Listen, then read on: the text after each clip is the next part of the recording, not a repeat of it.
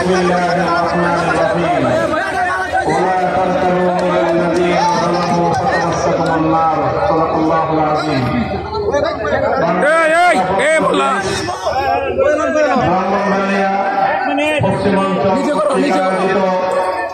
আজকের এই গণসমাবেশে উপস্থিত সংগ্রামী সভাপতি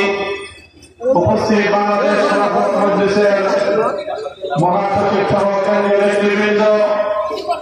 জেলা নেতৃবৃন্দ, সহযোগী সংগঠন সহ বাংলাদেশ খেলাফত মজলিসের তৃণমূল দায়িত্বশীল ও কর্মী ভাইরা, সর্বস্তরের বাঞ্ছারামপুর এলাকাবাসী, আমি সর্বপ্রথম মহান পাক রব্বুল আলামিনের শুকরগুজারি আদায় করছি যে মহান রব্বুল আলামিন বাংলাদেশের মানুষের উপর জগদ্দল পাথরের মতো চেপে বসা যুগের মেধি ফেরাউন খ্যাত স্বৈরাচারী জালিম শাহী শেখ হাসিনাকে উৎখাত করে এদেশের মানুষকে মুক্ত বাতাসে নিঃশ্বাস গ্রহণ করার সুযোগ করে দিয়েছেন। এরপর বাঞ্ছারামপুরের এই তৃণমূল অঞ্চলে সরকারি কলেজ মাঠে আয়োজিত এই গণসমাবেশ আয়োজনের জন্য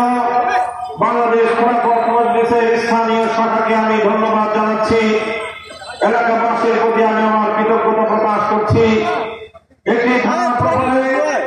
বাংলাদেশ খেলাফত মজলিসের আহ্বানে আপনারা যে অভূতপূর্ব সাড়া দিয়েছেন, এ থেকে প্রতীয়মান হয় বাংলার মানুষ এখন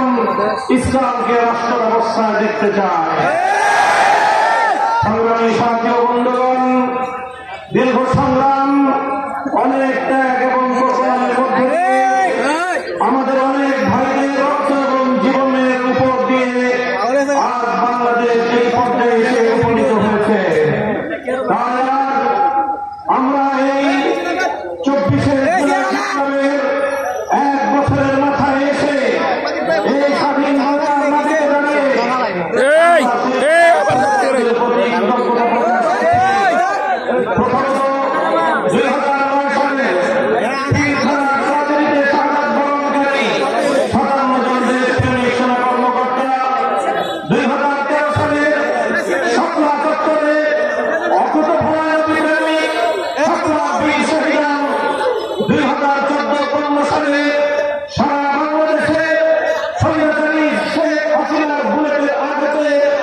নিহত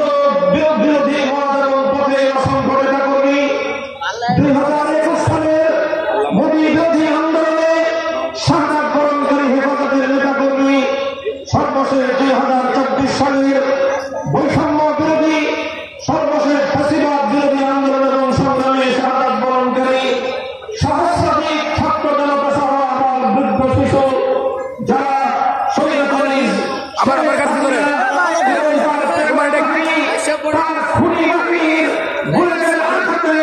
প্রাণ দিয়ে,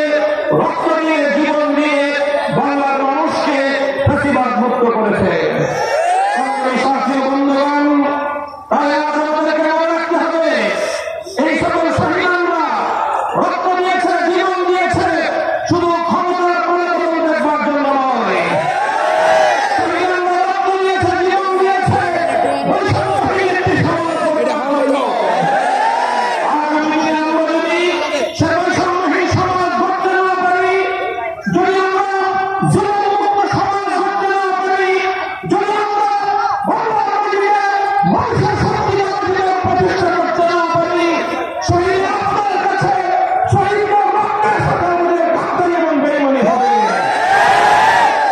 এই জন্য আমি বিশ্বাস করি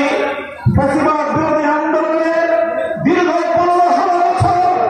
আমরা যারা কাঁধে কাঁধ মিলিয়ে রাজপথে আন্দোলন করেছি, সংগ্রাম করেছি, জালিমের জিন্দান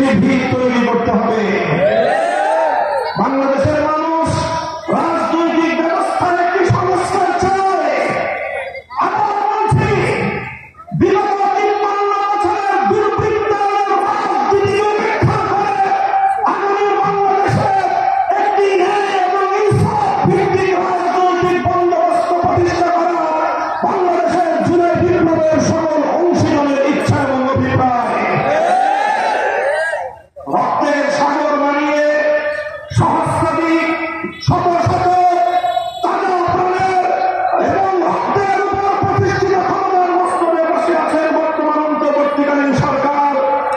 এই সরকার যদি সত্যিকার অর্থে আগামী বাংলাদেশ গড়বার জন্য, ইনসাফপূর্ণ বাংলাদেশ গড়বার জন্য যদি সংস্কারের ভিত তৈরি করে দিয়ে যেতে ব্যর্থ হয়,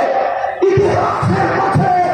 ডক্টর ইউনূস সাহেবের নেতৃত্বাধীন অন্তর্বর্তীকালীন সরকার দাঁড়িয়ে থাকবে। এ দায় থেকে মুক্তির বিকল্প কোন রাস্তা তাদের সামনে খোলা নাই।